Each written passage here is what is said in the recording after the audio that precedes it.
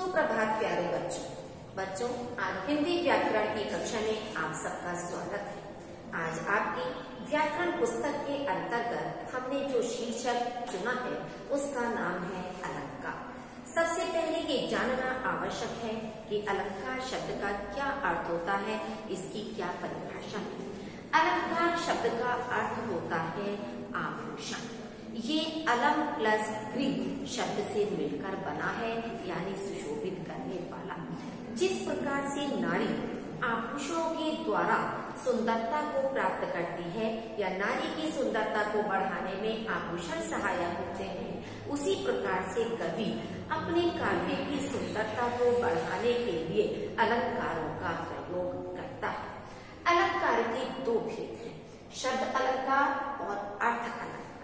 जहाँ शब्दों के द्वारा काव्य की सुंदरता में वृद्धि होती है वहाँ शब्द अलंकार होते हैं, और जहाँ अर्थ के आधार पर या अर्थ के माध्यम से काव्य की सुंदरता में वृद्धि होती है उसे हम अर्थ अलंकार कहते हैं। बच्चों, आज हम शब्द अलंकार को स्पष्ट करेंगे, उसे ध्यानपूर्वक सुनने का प्रयास करें। शब्द अलंकार के तीन भेद हैं, अनुप्रास अलंकार, यमक अलंकार और श्लेष अलंकार। सबसे पहले है आपका अनुप्रास अलंकार। अनुप्रास अलंकार किसे कहते हैं? जिसमें वर्णों की पुनरावृत्ति है। वर्ण यानी आपके स्वर और व्यंजन होते हैं। जहाँ व्यंजन वर्ण की आवृत्ति दो या दो से अधिक बार होती है, या दो से अधिक बार जहाँ कोई भी एक व्यंजन वर्ण प्रयुक्त होता है उसे हम अनुप्रास अलंकार कहते हैं। इसके लिए आपके तीन उदाहरण हैं। प्रथम है आपका चारु चंद्र की चंचल किरणें। अब आप यहाँ देखेंगे कि अधिकांश हर शब्द में आपका चा व्यंजन वर्ण की आवृत्ति हुई है, तो चा व्यंजन वर्ण बार बार आने के कारण आपका अनुप्रास अलंकार है। दूसरे में रघुपति राघव राजा राम। रघुपति में राम, राघव में राम, राजा में राम और राम में राम, तो ये राम व्यंजन वर्ण बार बार आने के कारण भी आपका अनुप्रास अलंकार है। तीसरा आपका है मैया मोरी मैंने माखन खाए। इस तीसरे एग्जाम्पल में आपका माँ व्यंजन वर्ण की आवृत्ति हुई है। दूसरा आपका भेद है यमक अलंकार। यमक अलंकार में कोई भी एक शब्द दो या दो से अधिक बार प्रयुक्त होता है और हर बार उस शब्द का अर्थ अलग अलग होता है, वहाँ हमारा यमक अलंकार होता है।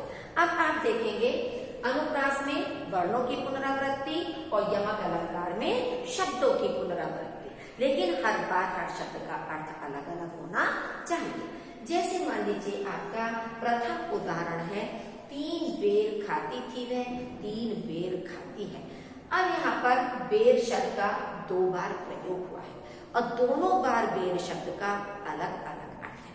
पहले बेर शब्द का अर्थ है समय, कि तीन बार खाती थी। दूसरे बेर शब्द का अर्थ है फल, खाने वाला फल बेर, यानी कि वह तीन फल के दाने, तीन बेर के दाने तीन बार खाती थी। दूसरा उदाहरण है काली घटा का घमंड घटा। अब इसमें घटा शब्द का भी दो बार प्रयोग हुआ है। पहली वाली घटा शब्द का अर्थ है वर्षा ऋतु में आकाश में उमड़ने वाली घटा, कि उस समय ऐसा लगता है कि घटाओं के मन में एक अहंकार होता है कि मेरे से ही वर्षा ऋतु की शोभा बढ़ रही है। लेकिन जब वर्षा ऋतु समाप्त हो जाती है, वे घटाएं समाप्त हो जाती हैं, तो लगता है उनका मान, उनका अहंकार घटा माने घट गया या कम हो जाता है। तो एक घटा का मतलब घटाएं और दूसरी घटा का मतलब कम हो। तीसरा उदाहरण है तू मोहन के उर्वशी उर्वशी समा। यहाँ पर उर्वशी और उर्वशी का भी दो बार प्रयोग किया गया। पहले उर्वशी का मतलब है हृदय में बसना। दूसरा उर्वशी का अर्थ है स्वर्ग की अप्सरा, कि यानी राधिका श्री कृष्ण के हृदय में स्वर्ग की अप्सरा के समान बसी हुई है। तीसरा आपका भेद है श्लेष अलंकार। श्लेष का शाब्दिक अर्थ होता है चिपकना, यानी कि एक से बहुत सारी चीजें चिपकी हुई।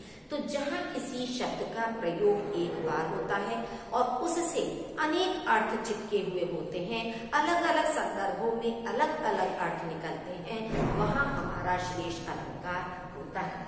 जैसे मान लीजिए आपका उदाहरण है, मंगन को देख पट देत बार बार है। मंगन कहते हैं याचक यानी भिक्षुक को, कि भिक्षुक को देखकर कई लोग बार बार अपना दरवाजा बंद कर लेते हैं। पट शब्द के दो अर्थ हैं, दरवाजा और वस्त्र। तो कुछ लोग तो भिक्षुक को देखकर अपना दरवाजा बंद कर लेते हैं ताकि हमें उसे कुछ ना देना पड़े, और कुछ लोग भिक्षुक को देखकर उसे वस्त्र दे देते हैं। तो इस तरह से पट का प्रयोग एक बार हुआ है, लेकिन उसके अलग अलग संदर्भों में अलग अलग अर्थ है। दूसरा उदाहरण है, पानी गए न उबरे मोती मानुष चून। ये रहीमदास जी का दोहा है आपका। यहाँ आप देखेंगे पानी शब्द का प्रयोग एक बार, लेकिन तीन शब्द आपके दिए हैं, मोती मानुष चून। इन तीनों संदर्भों में पानी के अलग अलग अर्थ हैं।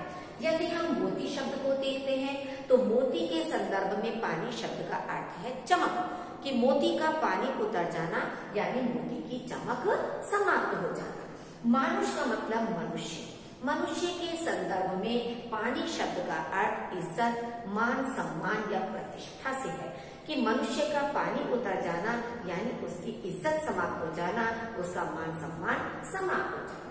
चूर्ण शब्द, चूर्ण शब्द का प्रयोग बच्चों दो प्रकार से होता है। चूर्ण का मतलब आटे से भी होता है और चूर्ण का मतलब चूना से भी होता है, जो कि पान आदि में प्रयोग होता है या व्हाइट वॉशिंग आदि में आपका काम आता है। तो दोनों ही संदर्भों में पानी का अस्तित्व है। बिना पानी के इन दोनों का कोई भी अस्तित्व नहीं है, पानी से ही दोनों का अस्तित्व बनता है। तीसरा आपका उदाहरण है, सुबरन को खोजत फिरत कवि व्यभिचारी चोर। अब सुबरन का एक बार प्रयोग हुआ है, लेकिन कवि, व्यभिचारी और चोर तीनों संदर्भों में इसका अलग अलग अर्थ है। कवि के संदर्भ में हम देखें तो सुबरन का मतलब है अच्छे वर्ण। कवि हमेशा अच्छे वर्णों की, अच्छे शब्दों की खोज में रहता है ताकि उसकी कविता में और अधिक सौंदर्य आ सके और अधिक अच्छी उसकी रचना बन सके।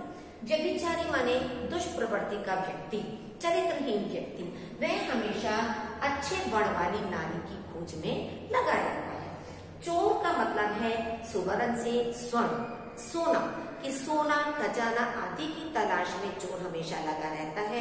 तो इस तरह से इन तीनों संदर्भों में सुवर्ण के अलग अलग अर्थ निकल रहे हैं। तो इस तरह से बच्चों आपने आज शब्द अलंकार के अंतर्गत तीनों भेदों को अच्छी प्रकार से जाना।